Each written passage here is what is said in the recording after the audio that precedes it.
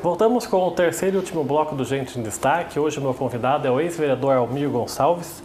Bom, Almir, agora nesse bloco eu vou falar um pouco sobre o seu mandato, que foi em 2000. Você é eleito um vereador de situação, porque o Marco Aurélio foi eleito prefeito e você é vereador do PT aqui dentro. Como é que era o seu relacionamento com tanto o Marco Aurélio quanto os demais vereadores? É mais fácil ou é mais difícil ser um vereador que está lá para defender o prefeito da oposição? Como é que funcionou isso? Olha, Rodrigo, eu acho que o mais fácil é você estar do outro lado e tacar pedra na graça. Mas aí nós, assumindo a prefeitura, Marco Aurélio e eu assumindo a Câmara, somos do mesmo partido, né? Tem que se tomar muito cuidado também, porque você não pode deixar de exercer a sua função enquanto vereador, porque o prefeito é do seu partido, né? Os problemas na cidade existem, continuam existindo, então a cobrança há de se continuar, né? E tentar fazer o máximo de parceria possível para que as coisas se construam, né?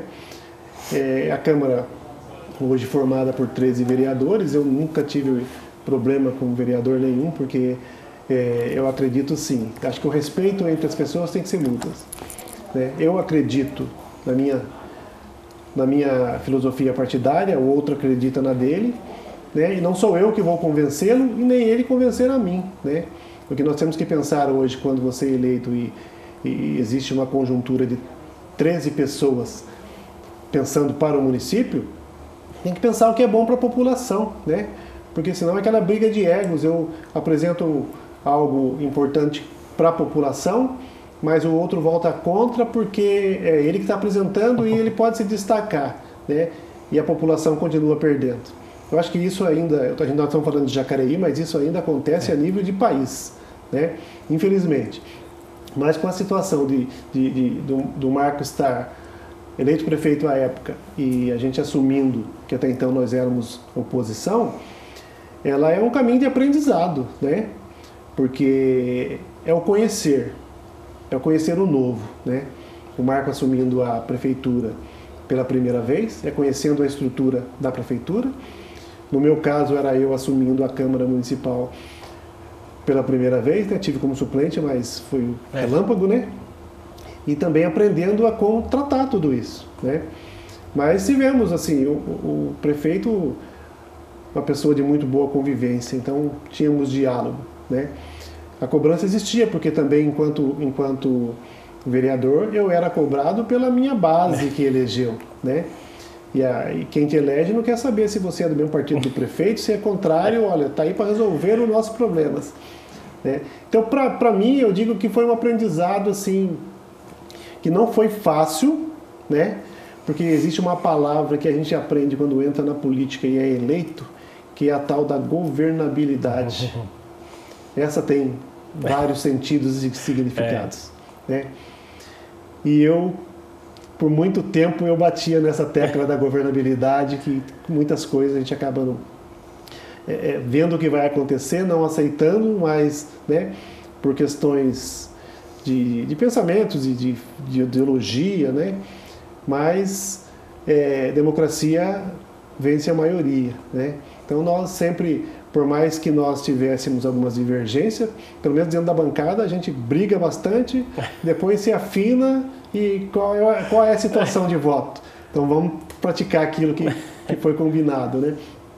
Mas a política é uma caixinha de surpresa, né? A política ela propõe muitas coisas boas pra gente, eu, graças a Deus, saí cabeça erguida, mas ela propõe muitas coisas que você vai para casa e fica triste com a situação do que acontece, né? E sobre projetos, a gente estava falando no intervalo do programa sobre os ônibus adaptados, né? Queria que você falasse um pouco sobre os seus projetos aqui na Câmara enquanto você era vereador. Sim. Existe a lei federal, né, que trata da questão das adaptações dos ônibus circulares. E até então nós não tínhamos no município nenhum ônibus adaptado, né? E com o meu mandato eu tive a oportunidade de sentar junto com o prefeito para discutir essa situação. Tive a oportunidade de sentar junto com a empresa de ônibus também para discutir essa situação. e à época também uma parceria muito grande com o Conselho da Pessoa com Deficiência, tá? Porque eu acho que tenho certeza que essas parcerias são de extrema importância. E eu lembro muito bem que numa reunião estávamos eu e o Admilson, Admilson Floriano, que à época era presidente do Conselho Municipal para Pessoa com Deficiência, e nós saíamos dessa reunião, assim, incrédulos que as coisas não iriam acontecer, porque a empresa colocou para nós tantos obstáculos com relação ao financeiro, né? E do outro lado nós colocávamos para a empresa a necessidade, porque nós éramos questionados, mas cadê as pessoas com deficiência? Né? E existe uma estatística comprovada, né? Hoje está um pouquinho acima disso, mas na época era 10%, o município tem 10% de pessoas, né, da quantidade de pessoas habitantes do município que possuem algum tipo de deficiência. Então, assim, onde estão? Estávamos, pelo menos na época, dentro das casas, né? O limite maior de uma pessoa era conhecer o quintal e ficar dentro de casa, né? E nós brigávamos para que pudéssemos sair de casa, né? Por exemplo, lá do Nova Esperança hoje, do Esperança, pegar um ônibus com elevador, vir até a cidade e voltar a hora que eu quisesse, né? E aí demorou um pouquinho, mas dentro do mandato nós tivemos essa feliz notícia de que Jacareí receberia os 2 primeiros ônibus adaptados, né, com os elevadores. E hoje a frota toda praticamente está adaptada. Então isso foi para a gente um grande avanço, né? Não foi vitória, que eu digo para mim, foi vitória para o município, porque eu fico feliz de ver que hoje tem as pessoas que utilizam, né, que tem essa condição de ir e vir, né, e que antes não tinha. Né? Falta muita coisa? Falta muita coisa. Nós brigávamos ainda por várias situações que hoje, se você pegar, não precisa nem a pessoa estar com uma cadeira de roda ou alguma dificuldade de locomoção. Né? Andar numa calçada da nossa cidade hoje é a coisa mais horrível que tem. Né? Porque tem declives, tem buracos, né? As rampas, que muitas vezes fazer uma rampa significava quebrar um cantinho de uma calçada para poder subir, né? Na época nós, em parceria com a prefeitura, o governo se dispôs a preparar as rampas de acesso em várias vias, mas nós levamos uma pessoa que utiliza da cadeira de roda para ver se ela conseguia subir e descer sozinha ali, né? E esse era o aval da gente para falar assim, ó, tá ótimo, foi feito. A pessoa tem que ir lá, ela mesma tem que ir. Ela mesma. Não ficar dependendo, né? Que muitas vezes as pessoas acham assim que... Eu passei por isso, né? Resolver o problema dessas pessoas, às vezes é simplesmente, ó, vamos pegar cada um no lado da cadeira e vamos subir, depois a gente desce. Isso é constrangedor. Porque a gente tem que dar condição dessa pessoa de ir e vir e não depender exclusivamente que alguém leve, né? São as barreiras arquitetônicas, né? E a mesma coisa aconteciam nas escolas, porque a dificuldade que eu passei com o meu filho com relação à escola, que era assim, estudava na escola no bairro, a escola do 1º ao 4º ano na época era escola plana. Então não tínhamos problema com a locomoção da cadeira de roda. Aí ele foi para o 5º ano, ele já mudou de escola. Daí a escola tinha 12 degraus para subir e 12 degraus para descer. Aí eu tive que tirar ele daquela escola e jogar para uma outra escola. Para você ter uma ideia, eu morando no Esperança, meu filho foi matriculado lá no São Silvestre, porque na época era a única escola estadual que tinha elevador. Então ele podia ir e vir para qualquer lado. Aí com isso nós conseguimos também, já na cobrança com o governo do estado, fazer com que as escolas, a partir do momento em que as escolas fossem reformadas, porque todo ano tinha verba de reforma nas escolas, que já fossem também adaptadas com o seu elevador. Isso foi acontecendo gradativamente. Não estão 100% ainda, mas existe uma boa parte delas com condição para receber, né, qualquer pessoa que dependa de se locomover por uma cadeira de roda. E ainda falta muito, né? Se a gente vê, tem muitas mães hoje com filhos deficientes que têm dificuldade em matricular o filho na escola, porque a escola não aceita, né?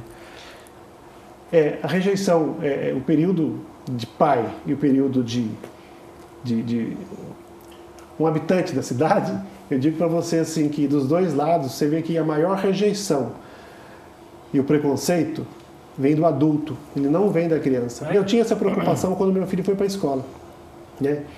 como é que ele vai ser recebido na escola. Para criança é normal, né? A criança é a coisa mais normal, e um ajuda o outro e tudo se resolve. O problema é o adulto, né? Isso tem que ser trabalhado muito. Eu tive a oportunidade de conhecer uma família, na época que eu estava como vereador, uma família que ela tinha um casal de filhos, e a menina tinha deficiência e dependia de uma cadeira de roda. O pai não andava com essa criança na rua porque ele tinha vergonha. Né? E aí até eu lembro que na época a mãe veio conversar comigo pra gente ir conversar, bater um papo e tal. Hoje o pai anda com o filho para cima e para baixo, feliz da vida, porque eu sempre falei, toda vez que eu precisava falar sobre o assunto, eu falava, primeiro eu quero que saibam que eu tenho um filho com criança, uma criança que é uma pessoa que depende de mim, ela tem deficiência. Tá?